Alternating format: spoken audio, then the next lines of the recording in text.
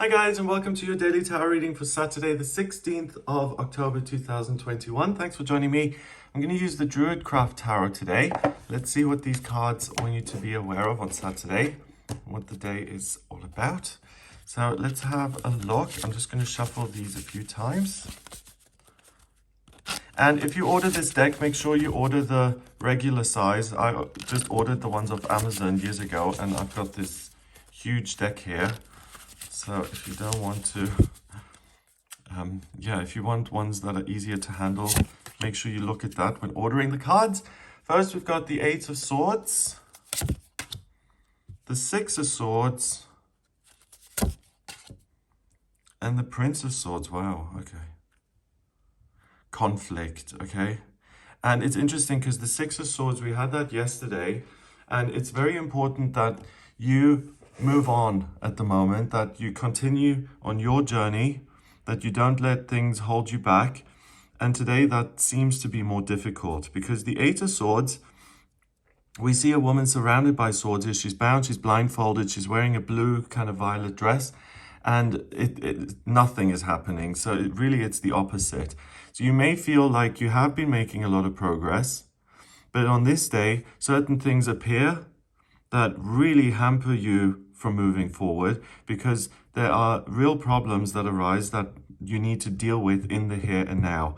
Swords are ideas and thoughts and communication. So it could be that, so each one represents a particular problem. So someone insults you and it takes you hours to get over it or to try and understand it. You may get a bill in the post that says, okay, well, the plans you had for this day are now out because you can no longer afford them. Or you may have an idea, a faulty belief about yourself that says, I cannot do whatever it is I want to achieve because I realize with this problem, with this thinking, that I'm simply not good enough. And that's what this card is about. It's about defeat. It's about letting your external circumstances bind you and keep you stuck.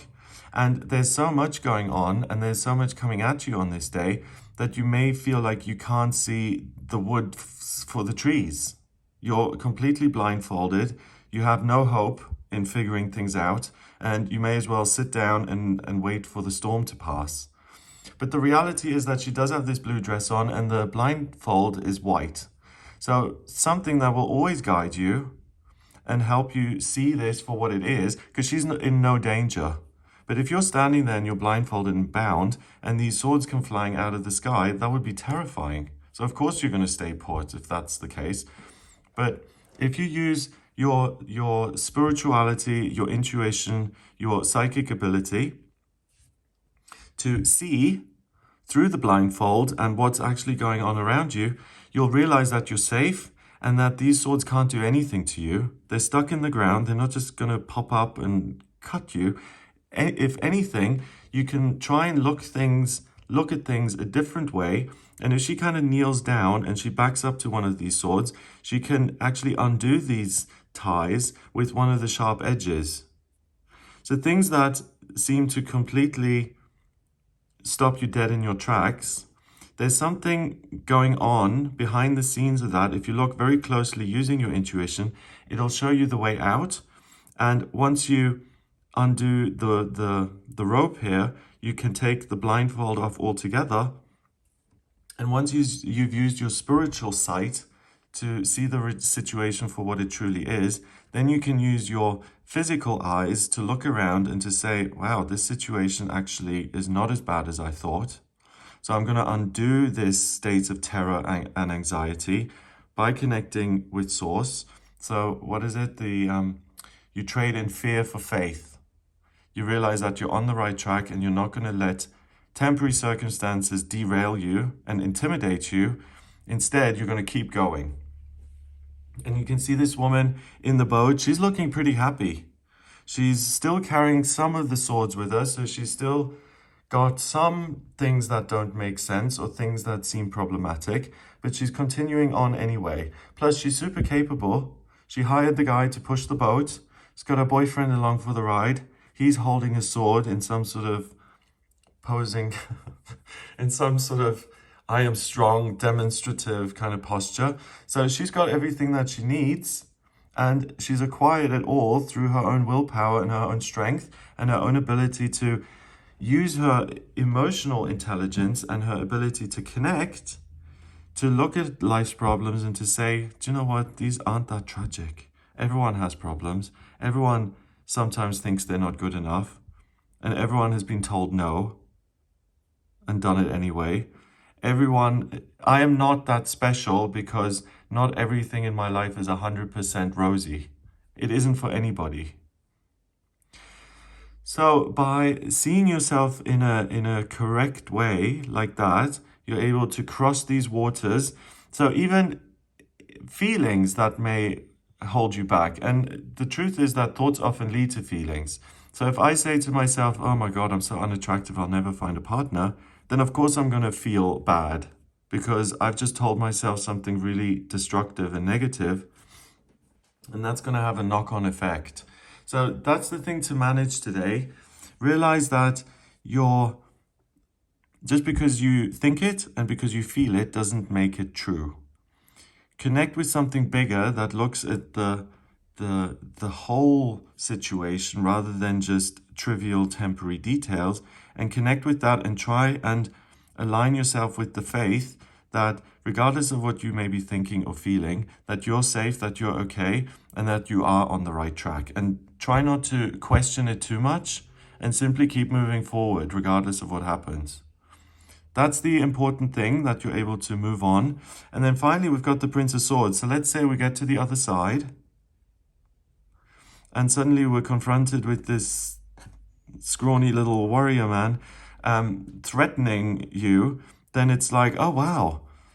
Even though I made fun of my boyfriend for being such a poser earlier, I'm glad I made the preparations and I took him along because I can get him to fight this little prince man and deal with him. And then I can land, I can get to the shore, I can move on, and I can get to the destination that I had planned, which is over here.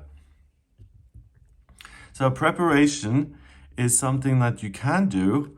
And again, if you feel like, oh, this isn't gonna go very well, or maybe I should stay in bed and have a duvet dive kind of day, then still don't go into that mode. Keep going, even if you think that everything is negative and there's this overwhelming sense of negativity. If you move on, you can get to your ultimate destination. And preparation, regardless of the way things seem or feel, is key. So she had to prepare to book the boat.